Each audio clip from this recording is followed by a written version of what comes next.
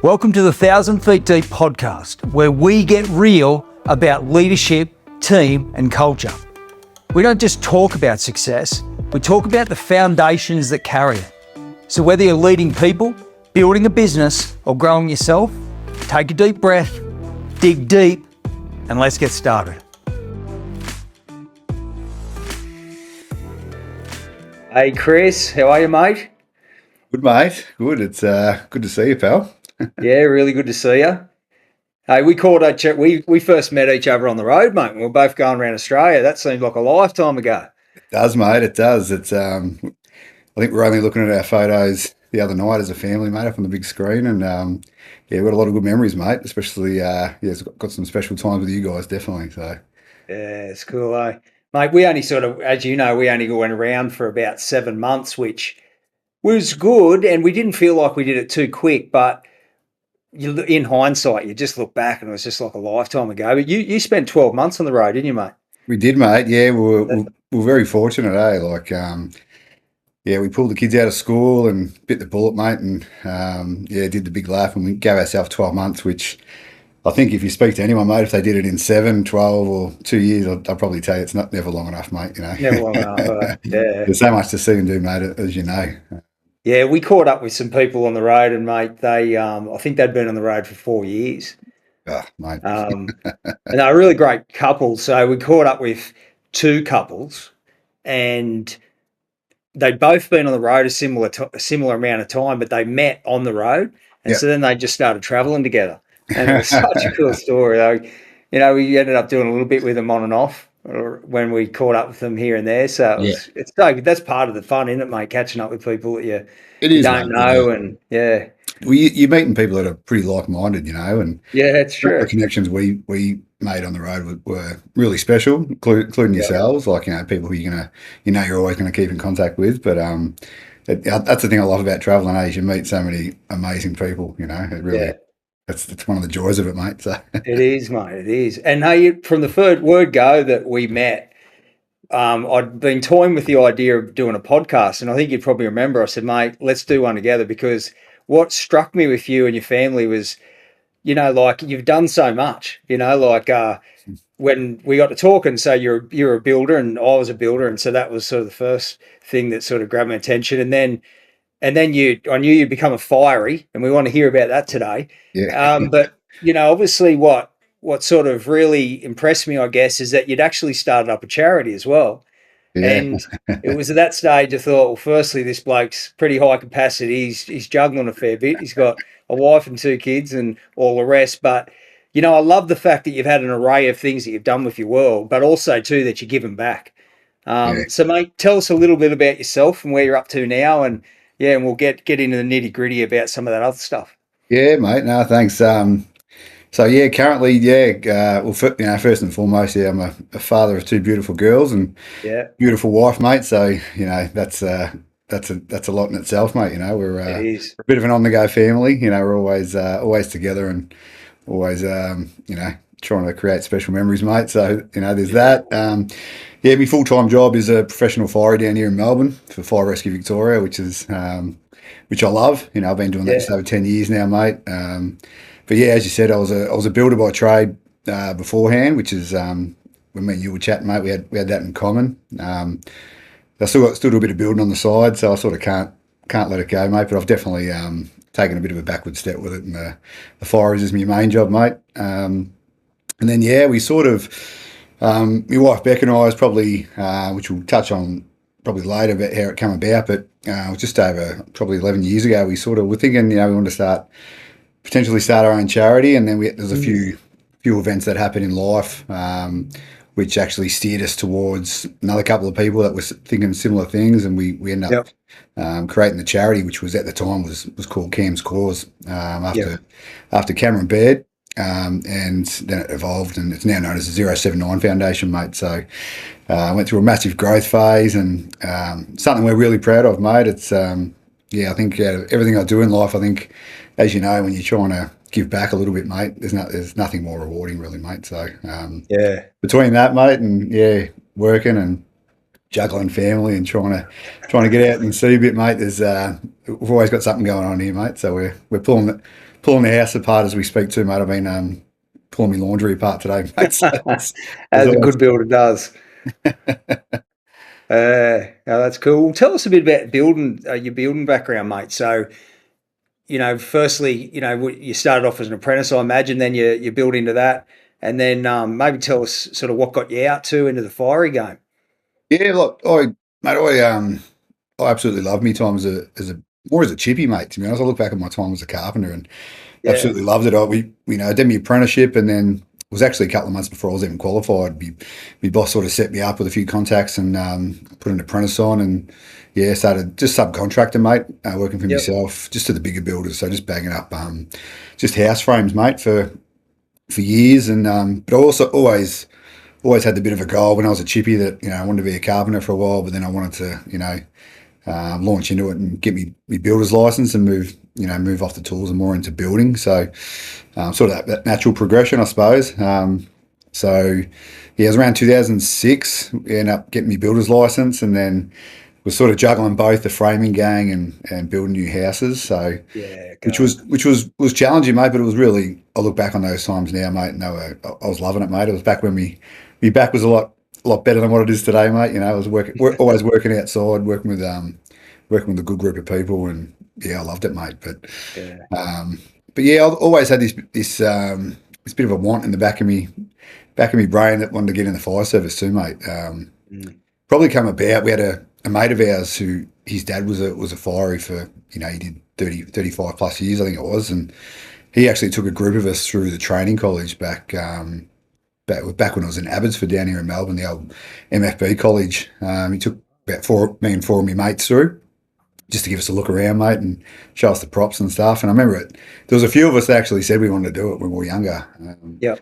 And yeah, it sort of planted the seed then, but I knew I sort of wanted to do the building thing first, mate, So, Yeah. and I knew I wanted to tick that box and then move into it when I had a bit more life experience under my belt. And so, yeah, I think I was around 30, 33 when I sort of had a crack, mate. And yeah, I was lucky enough to get through. And yeah, that was one of the best days of my life when I got the phone call, said I've been accepted into the fire service, mate. It was great. So, Yeah. Well, it's no small feat. I don't know if it's the same down there as it is here in New South Wales, but it's nearly impossible to get in the fireys here in New South Wales. I hear that every round that they bring applicants in, there's like 20,000 people or something going for it. yeah, it Yeah. is. It's pretty similar down here. They get massive numbers, and it might be for one course, which would be 30 people.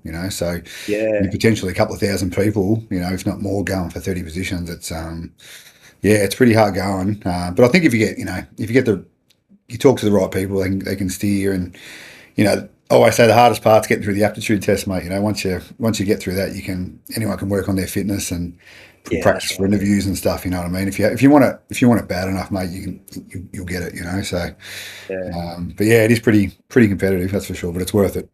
Yeah. And you're still doing a bit of building on the side. Is that right?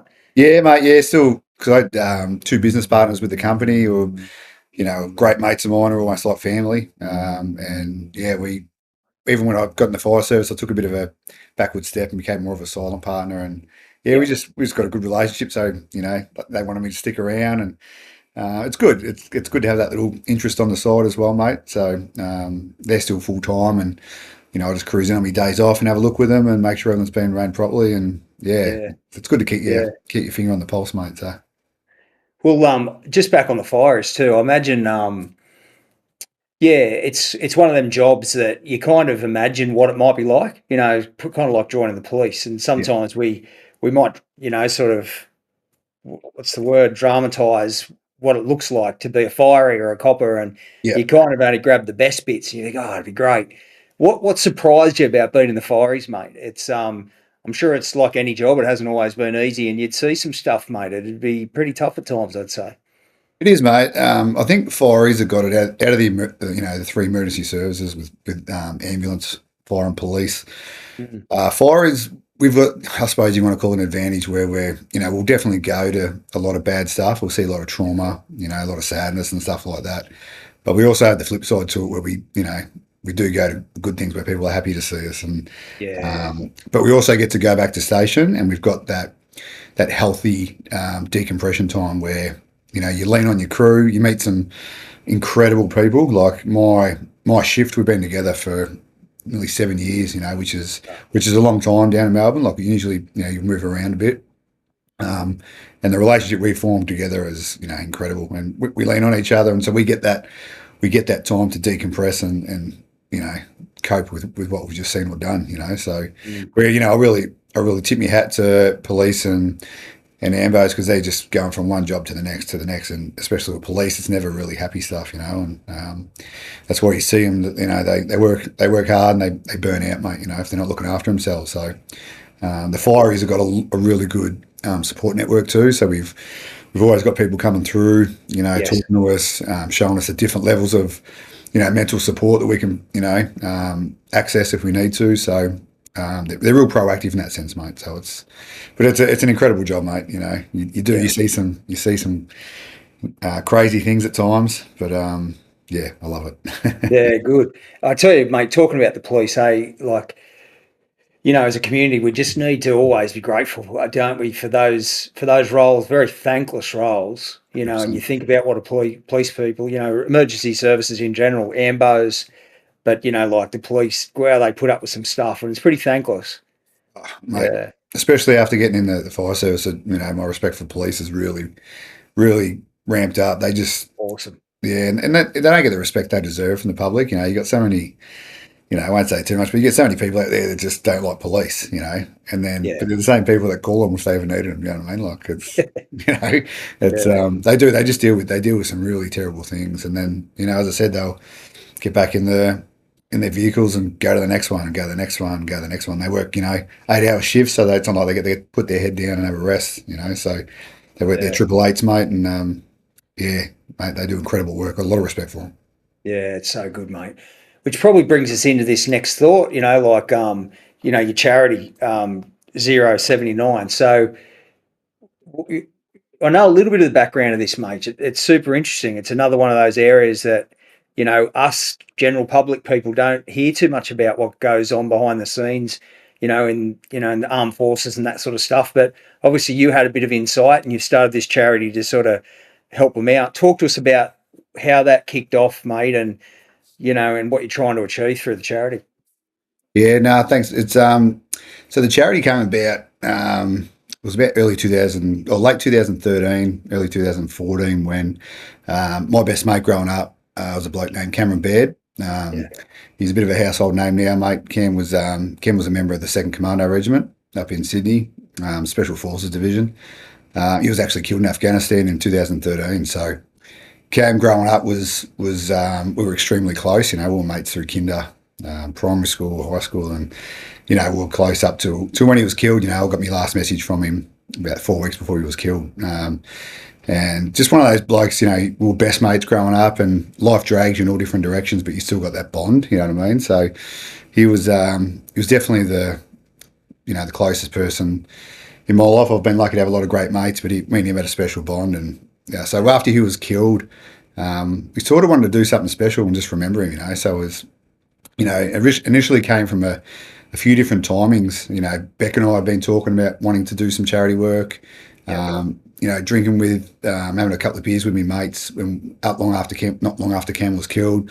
A few of the boys were like, we should do something each year. And it was actually through a newspaper interview we did that reconnected me with an old teacher of Cam and mine's, and we actually, he was the same. He was like, we should do something special, And so I thought, oh, well, Beck and I were saying the same thing. Let's make it happen, So we caught up with me teacher, one of our other mates, who was a good mate of Cam's. We met and said, let's do it. And we just, to be honest, mate, we didn't know what we were doing. We just wanted to do something special, and we put a fundraiser together, hoping we might be able to raise 5 or 6 grand, and during this, when we were trying to build this, Cam was posthumously awarded the Victoria Cross. So when that happened, I think a lot of people were like, wanted to jump on board and help. So, our fundraiser ended up raising like 47 grand or something like that, mate. So far outweighed our expectations, just because of the calibre of the person we were representing, mate. So we donated that to they're called the Commando Welfare Trust, who do some incredible work And then it just grew and grew, mate, because of the type of person Cam was. More people wanted to come. Members of his regiment liked what we were doing. You know, a few of them come on board, and it grew and grew. And yeah, the charity was called Cam's Cause in honour of Cameron Baird, VCMG, and Yeah. yeah, mate, it was the whole. It's run by volunteers, and the whole idea was to raise money. It had two goals. One was to raise awareness for Cam. Cam Yeah. was an inspiring person, mate. You know, not just his accolades on the battlefield, you know, not just because of his Victoria Cross or his Medal for Gallantry, which is also like the third highest award you can get for bravery. Is that right? Yeah, he was a weapon, mate. He's very within the special forces, which are the best of the best. He was like, you know, they idolise him, mate. You know, so Yeah. Wow. we wanted to teach people about not just that, but even growing up, you know, my relationship with him through school, he had so much empathy, and for such a big guy and a physically absolute weapon of a bloke, you know, dominated in footy and everything he did, he was good at. But he Yeah. had so Wow. much empathy for other people, like, you know, might have been the smaller kid at school that was struggling, or someone on the footy field who had his head down. He had these skills which, you know, adults today are still learning about how to get around people and help them, and, you know, get them looking up, and, you know, get them thinking positive thoughts again and stuff like that. So Yeah. looking back now, you know, to think a person of, you know, such a young age had these things just naturally, it was, you know, we wanted to celebrate that, mate. So, and then obviously the money we raised, we put straight back into his unit. So it was about taking guys, keeping them connected, and ultimately what we're trying to do is keep them in the green with their mental health, mate. So, Okay. yeah, so just things like camps and financial support to when they transition out of the regiment, pretty much anything that is going to benefit a commando when they're in service or post service. You know, the charity will fund. So, but yeah, mate, it went bigger than we probably ever imagined, mate. And then eventually grew into it's now known as the 079 Foundation, which 079 is the pay code for commandos, Green Beret qualified commandos. So. Okay. So that's how it got its name, and now all the work we do is not just in honour of Cam; it's in honour of all the 13 commandos that were lost in conflict over in Afghanistan. They took, the 41 that were killed in Afghanistan. 13 were from the commando regiment. They did a lot of the heavy fighting and a lot of the more violent kinetic work, mate. So naturally, we predict they're going to be the ones who are going to probably need more help down the track, mate. So, but yeah, it's in honour of all them, mate. So it's something we're really proud of. You should be proud of it, mate. How long has the charity, you probably have said, but how long has the charity been around for, mate?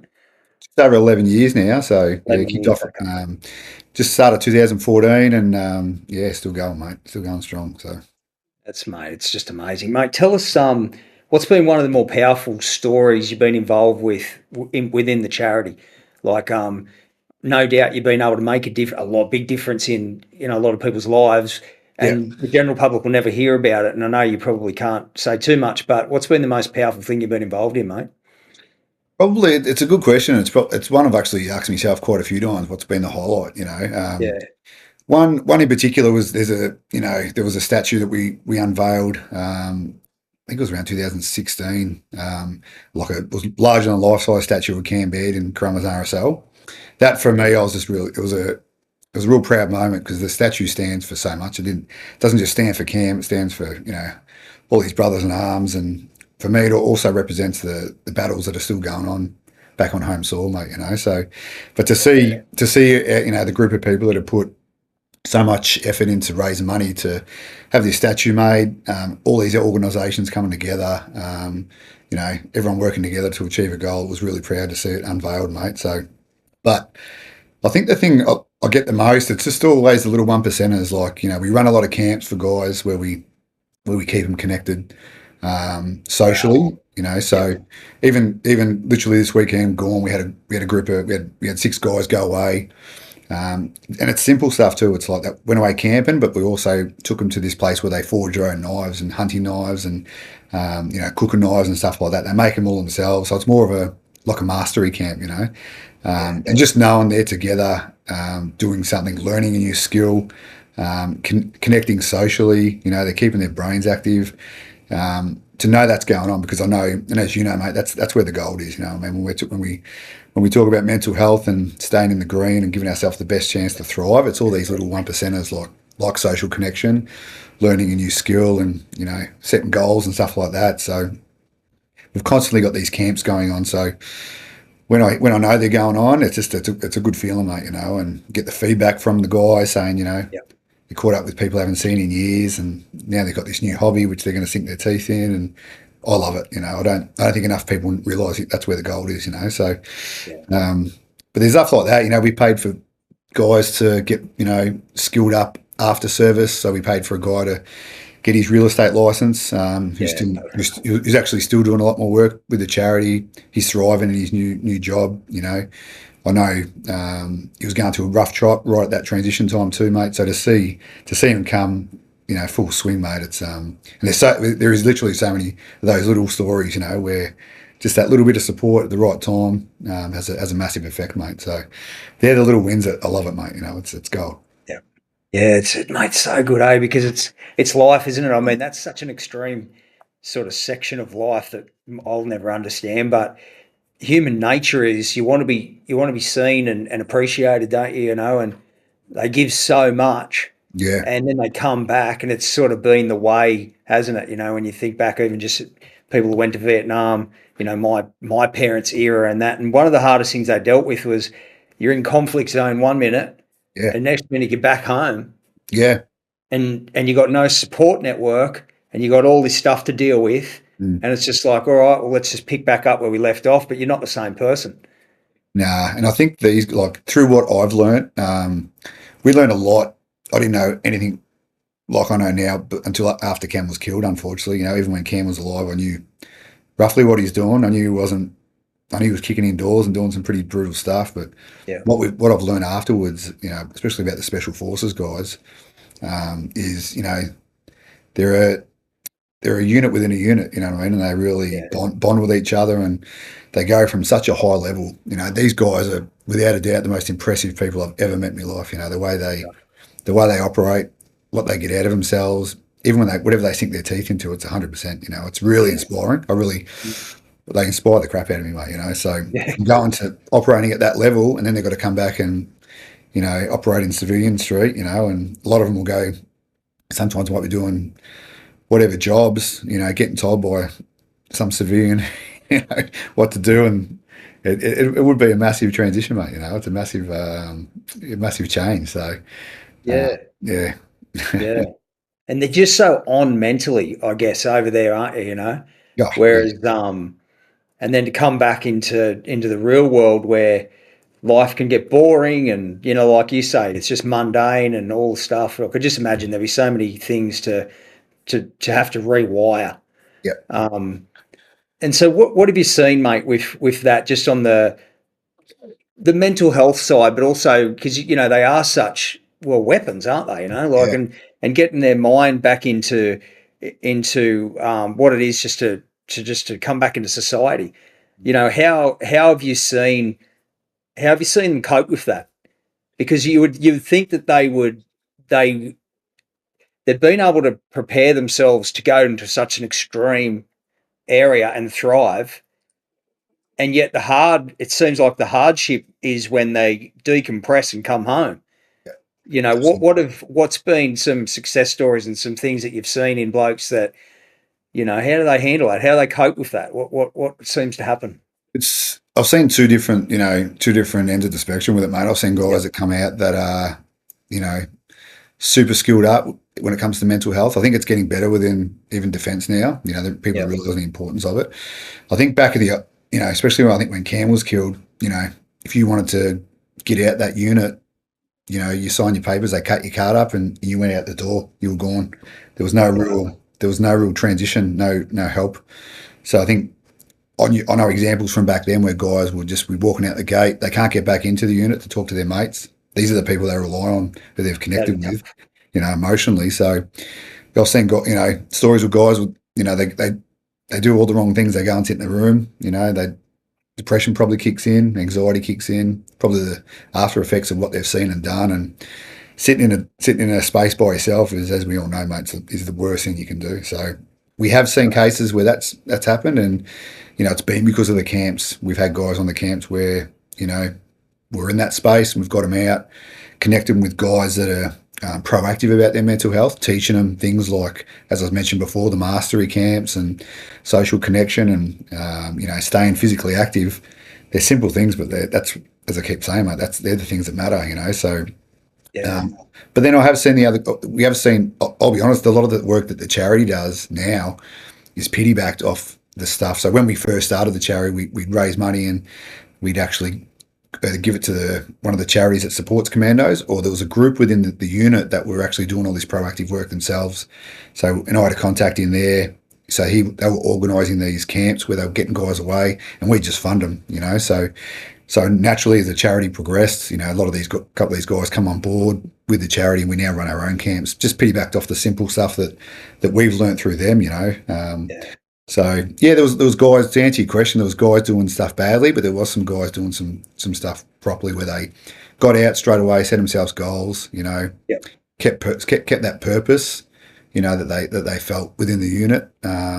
Stayed in contact with their mates. Stayed in the gym. And and then move from one objective to the next. Whether it was real estate or a security business or some sort of defence contract. It was they kept themselves busy, mate. So.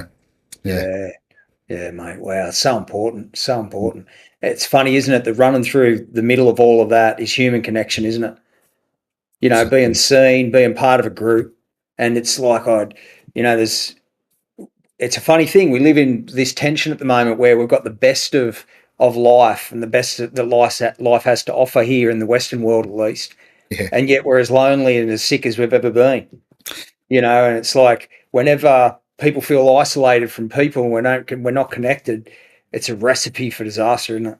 Oh, mate, when Beck, my wife, and I travel a lot, you get overseas and see different cultures, and yeah, I think the Western world, we think we're so advanced with all our technology and stuff, but we're doing so many things wrong. I think this is only my opinion.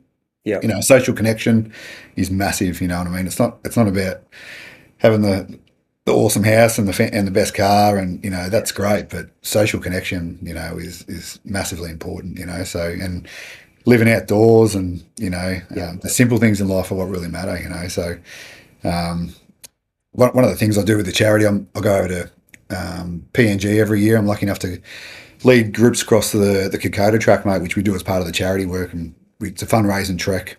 But when you get over the villages over in Papua New Guinea, it's third world. They're living in the jungle, mate, and they've got the kids there have got nothing. You know what I mean?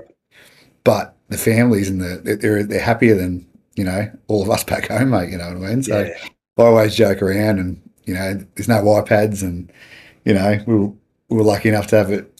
Go up the river and get behind a ski boat and have fun with all the kids, and they'll still come out telling you they're bored, where these kids are playing in the dirt with rocks, and they're happier than happier than their kids back home, mate. So just because they're doing those simple things in life, you know what I mean? So I think sticking together, they're real. Like that's what they do well, isn't it, mate? They do community well, don't they? Like massively, yeah. Might be an overstatement. I'm not sure. I haven't had a great deal of them, but I feel like that's family's so important to those cultures, isn't it? It is, mate. It is, and as you just said, that it's the simplicity of it all, mate. They're all working, farming together, and what one grows or creates, the whole village, benefits from it. You know what I mean? So, and a lot of it, look, you read a lot of books and a lot of stuff that you learn these days. It's all starting to piggyback off these old tribal ways that when people were heaps happier back in the olden days, mate. Just doing life simply. So I think we can get too busy over here, mate. And we're all guilty of it. I'm guilty of it. But it's interesting, mate. Yeah, no, it is, mate. It's super interesting. Yeah, because at the end of the day, I was watching something. Yeah, I was watching just a movie last night, and this guy had gone off, and he'd had a family, and and more just recently he'd gone and made a lot of mistakes. He'd left his wife and all that kind of stuff, and as the story progressed, he was back home with his family, had all his kids sitting around the table, him and his wife, and he said, "Oh, we really do have it all, don't we? We really did have it all." He'd made mistakes, but this particular part of the movie, it was kind of like really poignant, and it was like, when we think about family, when we think about friendships and we think about connection, that's got to be the non-negotiable. Everything else is just it. That's like maybe the cherry on top. Like the Western world, we go for car and home and career and all those kinds of some things, sometimes to the expense of what is got to be non-negotiable. You know, Yeah, you would have heard the old saying, mate. You get to the end of your life, you never sort of think, "Oh, I should have spent more time in the office." 100%, You mate. know, Yeah, you're going yeah, to look around your bed and you're going to go, you know, who's around me. yeah, yeah, yeah, And I love what you've been able to do through this charity, mate. Being able to honour your mate like this, because I think what it does is it reminds us just how fragile life can be, but also what can be birthed out of tragedy, like what can be birthed out of compassion. You know, yeah, you talked about your mate and you said while he was with us, he was a compassionate fella. And then, you know, he goes and he gives his life, literally, and then burst out of his life as something as amazing as this. And now you're, you know, with your partners in Zero79 Foundation, you're able to, you know, be compassionate and help people in their need, getting back into community, get back into human connection. You yeah. know, it's got to be, it's got to be so rewarding, mate. It is, mate. Yeah, and that's what I mean. It is rewarding, mate. And as you just said before, you know, like I heard someone say once that, you know, money doesn't buy happiness; it just buys a better quality of misery, mate. You know, meaning, you know, yeah, to buy you short term happiness. You know, the new car, it's a good feeling for a couple of weeks, but then you still go back to who you are inside. You know, and I Yeah, think, that's the yeah, point. yeah, and when you and these little things like, so you know, family and mate and friendships, like, you know, even if people out there aren't close to their family, if you've got close mates that are like family, it's that social connection, relying on each other, helping each other out. You know, that's what true happiness is for me, mate. You know, yeah, you know, working hard's good, and you know, putting food on the table is great. You know, but when you're doing all this other stuff, it's yeah, that's where the happiness is. So Yeah, it's good. Hey, because we're kind of extreme, aren't we? So what we'll say is we'll go, you know, we'll it's all good. That's the thought. It's mm, all good. You know, the new car's good, the house is good, the career's good. yeah, It's just never doing things to the expense of what's really yeah, like non-negotiable and important. And whichever way we cut it, human connection has to be number one. You yeah, know, family and close friends, people you can rely on. You take that away, and wouldn't matter what people have, they ended up in that place of despair. yeah, Um, massively, mate, yeah, massively. We yeah, one of the things we use in the it was an acronym we learned through the fire service. It's called SEEDS, and these are the 5 things which they recommend to keep people in the green. And the first one, social connection. You know what I mean? So wow, social connection, exercise, education, diet, and sleep. They say if you get a good mixture of those, so you know, stay close to your mates, stay close to your family, make sure you're getting out. Exercise, which is an obvious one. You know, exercise is great for mental health. yeah, good. Education, so it's, you know, like mastery camps, which we were talking about before. Always learning something new, even if it's Mm, just learning how to change a spark plug on your lawnmower, mate. You know, for someone who's never touched it before. You know, yeah, diet, which is the tricky one, mate. We all get a bit sloppy with our diet at times to time, but obviously the better food you're putting in yourself, and then sleep. You know, if you can get a healthy mixture of all those, you know, that it's proven to keep us, you know, in the green for as long as we can be, mate. You know, so helps us battle all those challenges that life throws at us, mate. So yeah, because it does throw some at us, mate. Eh? definitely does, mate. You know, and Yeah, you know, one thing you said really well before is, you know, when you know you make mistakes or you know, it's the learnings that come from it, mate. You know, like that's one thing you know, a lot of the things I've done in the past, you know, have created the biggest learning points in my life, and I'm proud of them, mate. You know, like yep, and there's nothing more inspiring than when I read a story of someone who's hit rock bottom or lost everything or gone through a real shit time, and you know, got the strength to come back up, but not only come back up, they got that, you know, that post-traumatic growth we talk about, where they've now got skills which they didn't have before they went through it, and they're in much sharper shape now on the other side of it, you know. And I think anyone going through any crap, you know, it's always good to let them know that, you know, the other side is going to be a lot better, you know, than even when all this stuff went down, you know. So, and mate. it does everything you talk about. It all comes back to those things, those little easy ones that we talk about, like, you know, that social connection, mate. You know, it's yeah, Mm. stay connected, mate. I just love what you just said. You know, you use the word inspired, and not. You know, I really do think, mate, that you put with this charity and well, part of the reason I wanted to do this podcast with you is because of that word, that inspired. It seems like you, to me, you live inspired, and I'm not just saying that to blow smoke. I mean to say that through the mundane of life and through tragedy, we can go either way, you Yeah. know. And you know, in the little time that we've been mates and been talking to one another, um, to choose to live inspired re- regardless of what comes at us, Mm. mate, I tell you what, when people live like that, it inspires other people.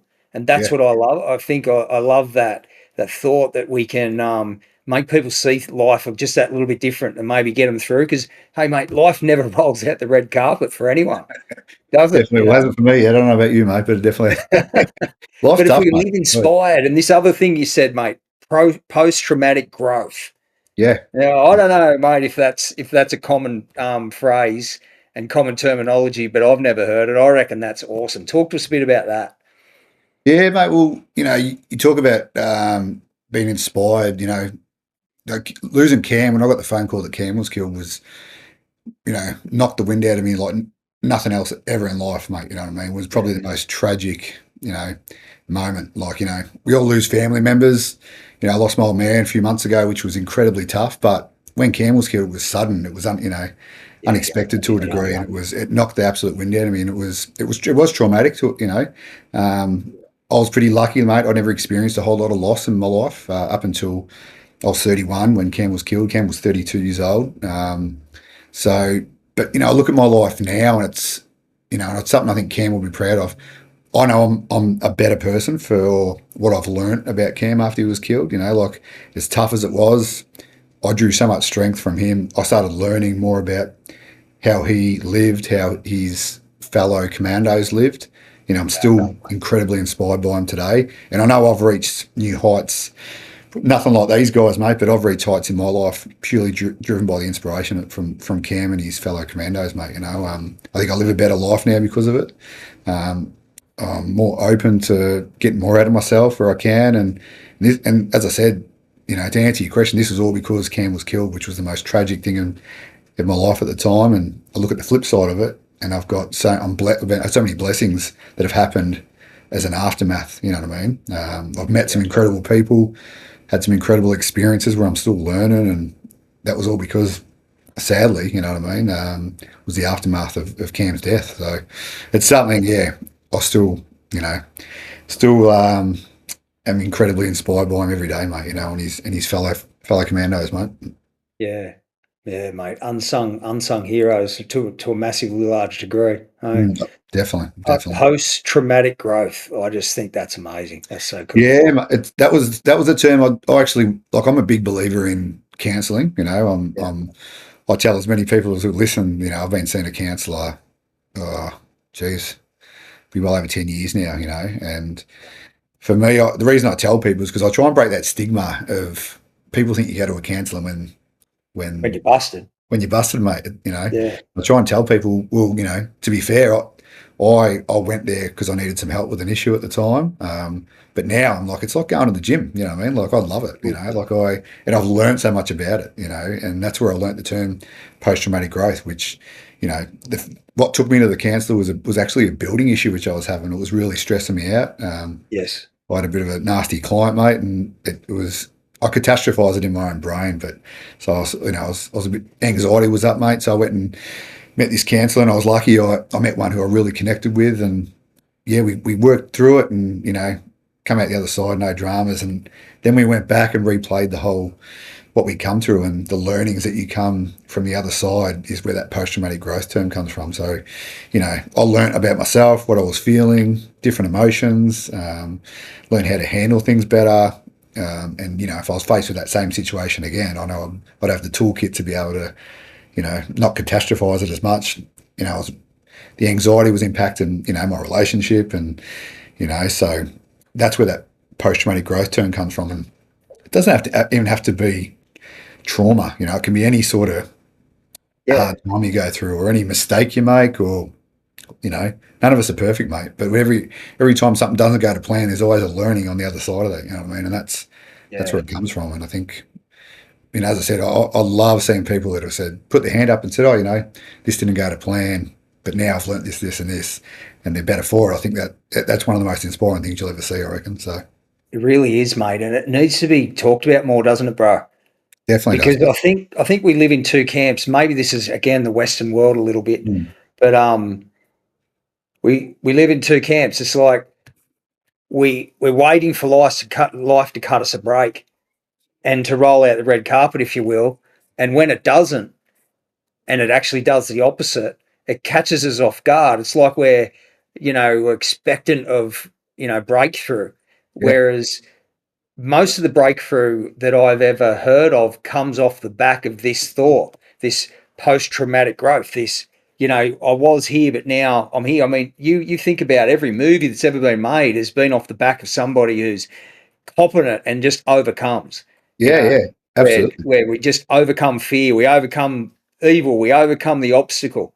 Yeah. Um, and the thing is, I guess, is that we love seeing it, we love being inspired by it, but Mm. if we're going to be real, it's a lot harder to go through it, isn't it? Yeah, yeah, absolutely, mate. Because And you're kind of thinking, well, I'm no hero. Just give me a break. yeah, Just yeah, it's easy to throw your hands up in the air and crawl into a ball, mate, and feel sorry for yourself. But sometimes you just got to keep, you got to dig through it, mate. There's a yeah, couple of good quotes. Like I think it was Winston Churchill that said, "When you find yourself in hell, just keep going."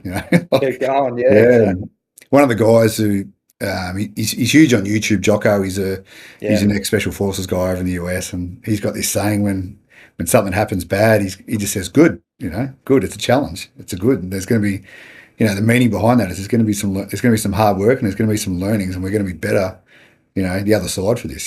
So yeah, honest, everyone goes through a tough time, and to a degree, everyone, you deserve to just maybe you do need to sit on the couch for a couple of hours and digest it and see what's going on. But ultimately, you got to get up, mate. You got to keep moving. So, yeah. Well, mate, I reckon the biggest lesson that we can learn. So, my prayer for what we're talking about today is that these people like us, mate, who have got businesses, who have got things going on in their relationships, have got failures over their back shoulder, and not sure what the future looks like.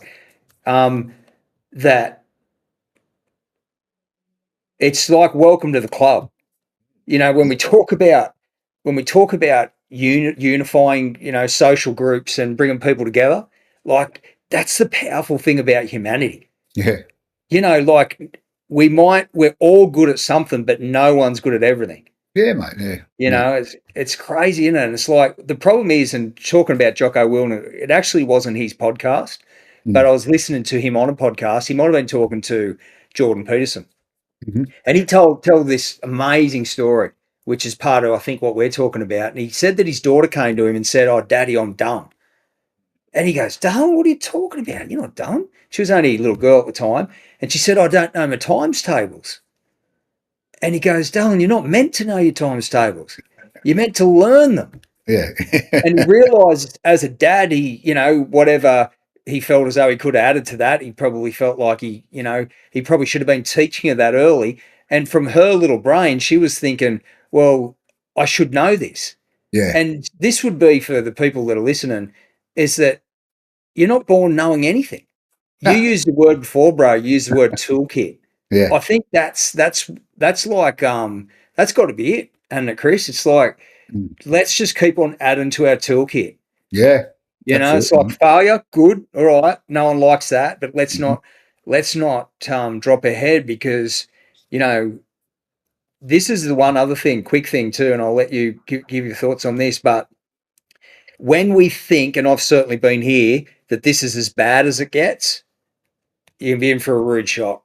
When I've Yeah, gotten into a pity party about things that have gone wrong, and kind of just jumped in the river of life and let it take me wherever it was going, yeah, I realize it can get a lot worse. yeah, And so it kind of gives you that healthy fear, if you will, to jump out of the river of life and walk where you need to walk, do yeah. what you need to do, because you don't want to go where the world wants to take you, because No, he mate. won't take you where you want to end up. Nah, definitely not, mate. You don't have to Yeah, scratch around too far to find it. Someone who's been through a tough time, mate. You know what I mean?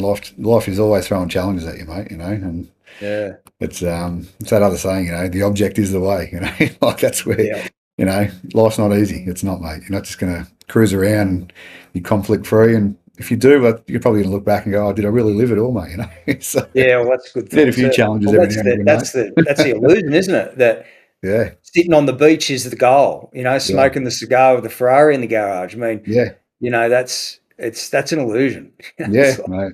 And I look back, a lot yeah, of the toughest things you go through, you look back and you're like, you know, they were good times. You know, like, you know, you yeah, go back and you look at the learnings that you've pulled from it, and yeah, mate, it's but life. You're right, mate. You know, life's always throwing curveballs at you, mate. The more tools you can have in your kit, you know, and I think that's something I've only started to learn when I actually started going to counselling, mate. You know, is you know there's a lot the brain's capable of so much if you dig a little deeper and learn how to use it. And I certainly don't pretend to be an expert, mate. I'm still learning. I'm 43 now, mate, and I'm still learning, and I'm going to continue to try and learn. And yeah, there's a lot out there, mate. it's a big part of it, though, isn't it, bro? It's learning. Hey, and so you got the charity, and you're doing obviously awesome stuff. But that's the funny thing with life is even when you're doing good stuff, it still gets tough, doesn't it? So, Does, you know, mate? I'm sure you've had a journey with the charity. It's been a wild ride, like anything that you do. Again, you know, good and bad. Yep. So, where's it up to, mate? And tell us a little bit about the journey. How's it been for you guys? Been good, mate. It's but yeah, like you nailed it, mate. Look, it's for something that's so rewarding, especially for Beck and I, like we got so much out of it, and so many people got so much out of this charity. But mate, it's for something so good. The charity was actually put me through one of the biggest tests I've been through, mate. It was Yeah, in the charity was growing so rapidly, mate. And it got to a yeah, point where we couldn't just sit back and rest on our laurels. It did have to take the next step, and it had so much potential. You know what I mean? So we put it to the board at the time, and we ramped it up. We brought a few new people on board, and a few actual operators themselves. Members of the regiment. And as you get bigger, mate, you get more personalities in the throw, and naturally sometimes there's a bit of conflict, mate. So it was something so positive.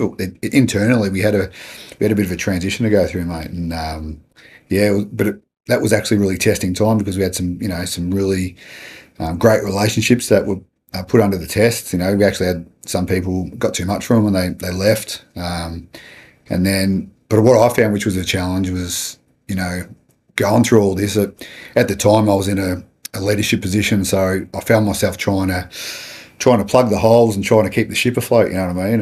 And by doing so, I think we sometimes neglect what matters the most, and that's your family and your four walls, mate. So yeah, it mate. did take a bit of a toll on my relationship, and it was stressing me out. It was a bit of an accumulative effect, mate. You're Yeah, busy with life, you're doing all this good stuff, but then, as you said, mate, life doesn't roll out the red carpet. It throws you a few challenges, and I went through a patch where I was really, really struggling trying to keep the thing afloat because I believed in it so much, and yes, dealing with conflict. And we had a couple of people who left who went a bit sour, mate, and they started, slagging us off on social media and stuff, and making up some absolute horrendous lies, which for me, I've got a pretty thick skin, but to know that they were talking smack about actual commandos themselves, some of these people, you know what I mean, who have done what they've done and are back now donating their time to help others, it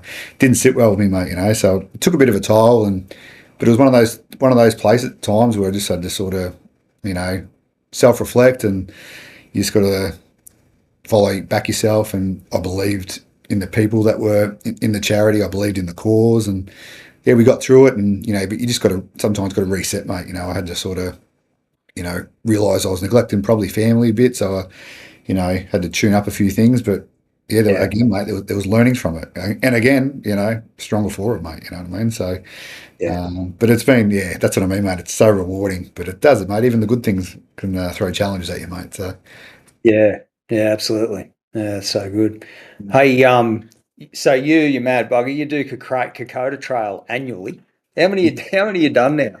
Five, mate. So, but Have I'd like you? to lead five across, mate. So, yeah, I love it. I'll have to get you across there one day, Dan. Get you and Yeah. Natty over there, mate, and the boys. So. Yeah, you know what? I'd like. I think I'd love to do it. I say I think because I'd have to be like, I'm probably a bit of a motel man, mate. You know, as long as I've got somewhere Yeah, comfortable to sleep at night and yeah, I'm dry, I'm comfortable. But yeah, it'd yeah. be good to get out of your comfort zone. You'd learn a lot. So tell us a bit about that. So what have you learned out of that, and what have your teams learned over all those years of taking different people? Mate, that's the one thing when people are thinking about doing Kokoda, I always tell them do it because there's so many takeaways from it, mate. You know, even if you're not passionate about the military side of things, you know what I mean. I Yeah, said there's so much other stuff you can take away. The physical challenge, the mental challenge. You know, if you push the military stuff aside, the physical and mental challenge and the journey you see people going over that 8 or 9 days.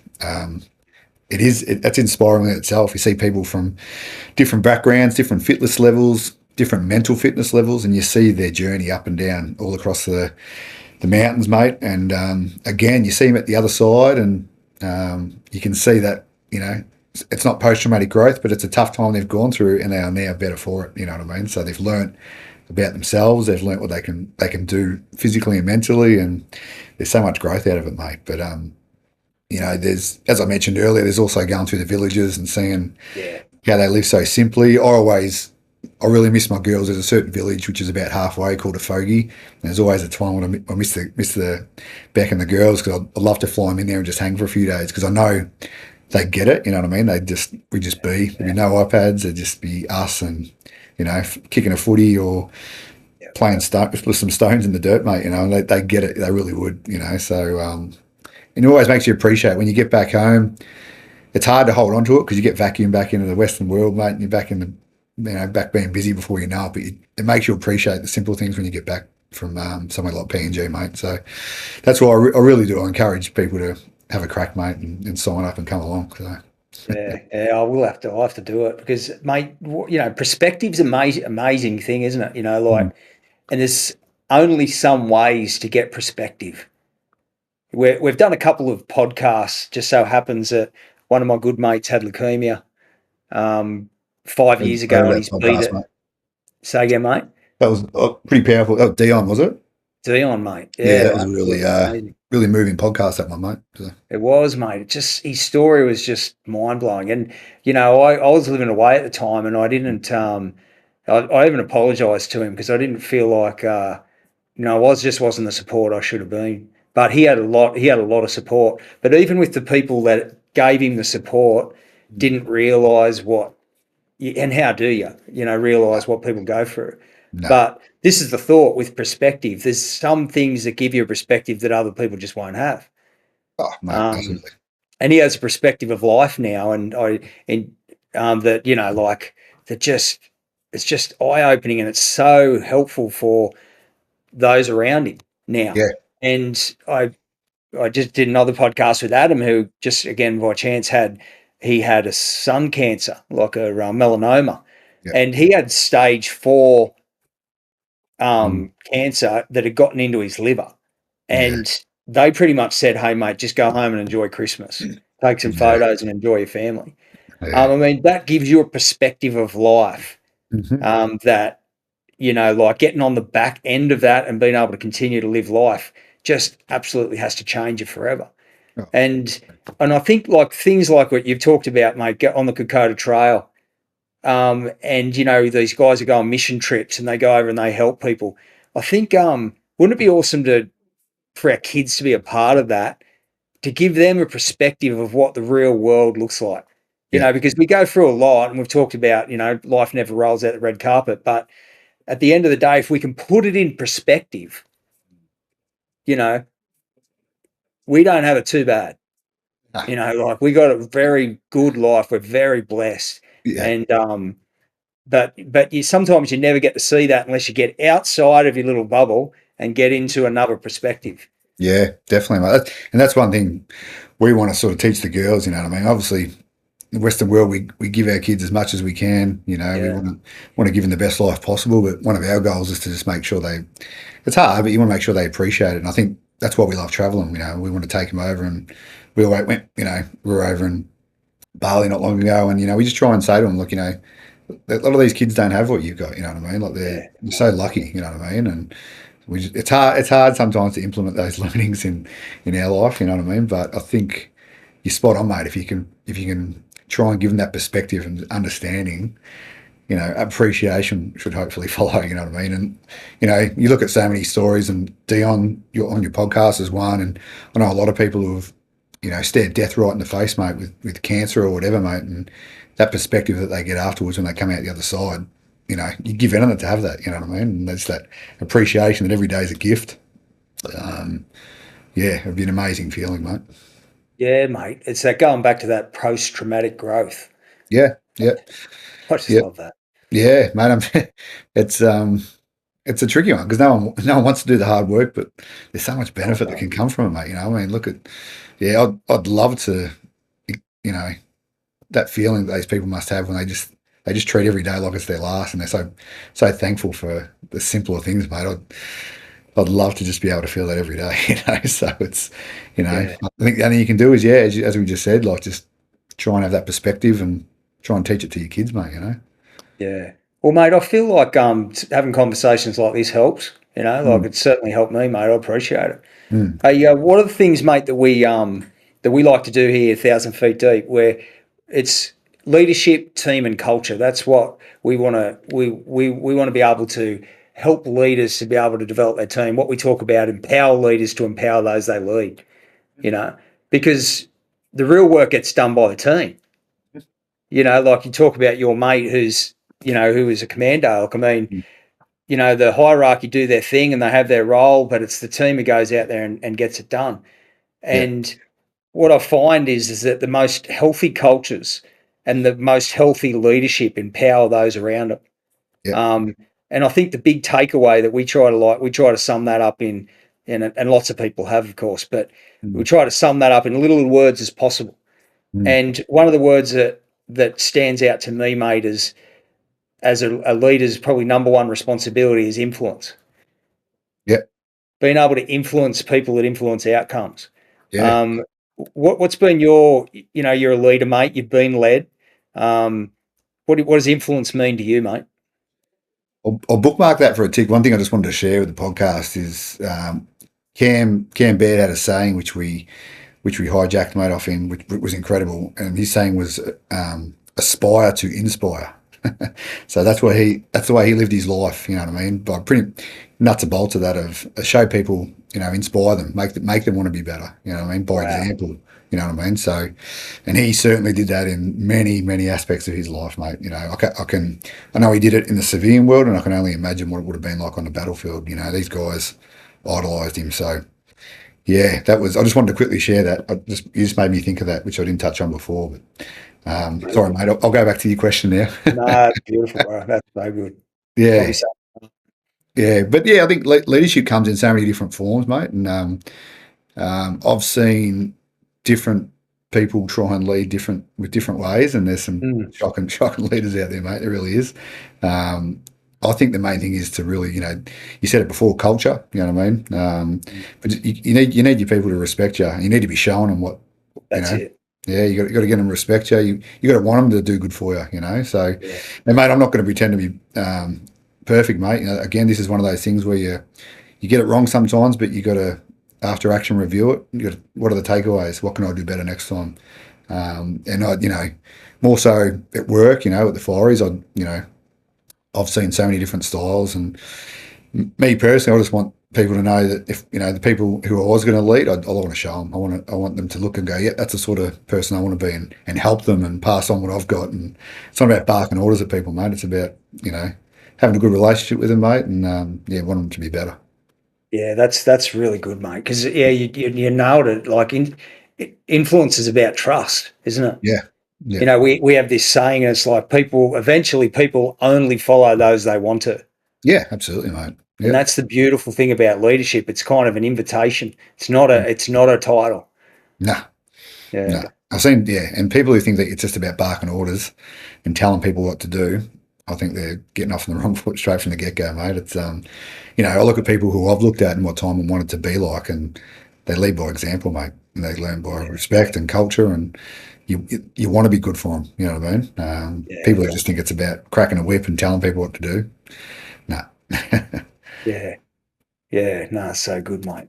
So, mate, we're going to wrap. But what's next for the foundation, mate? What do you hope to achieve in the coming years? Mate, we're on a massive growth trajectory, mate. We've got some amazing people coming on board, so we're polishing up the way we already have, the way we operate, systems and processes, mate. We've got some amazing people from the regiment coming on board. We're just looking to continue growing, mate, continue providing support where we can, run more camps, help more people transition out, honour their service, and ultimately what we're trying to create is an organisation where the commandos themselves know if they ever need anything, they know where to turn. You know what I mean? There's nothing, apart from the reward. You know what I mean? We do it purely to give back, mate. So it's yeah.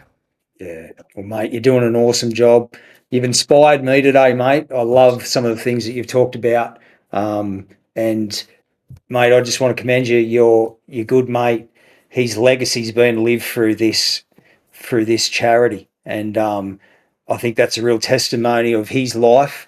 And obviously, you won't want to hear this, mate, and also of yours and your family and your friends and everyone who supported you through this. I know you don't do this alone. I know this has been a team project. So it's a real credit to you all, and I wish you all the very best, mate.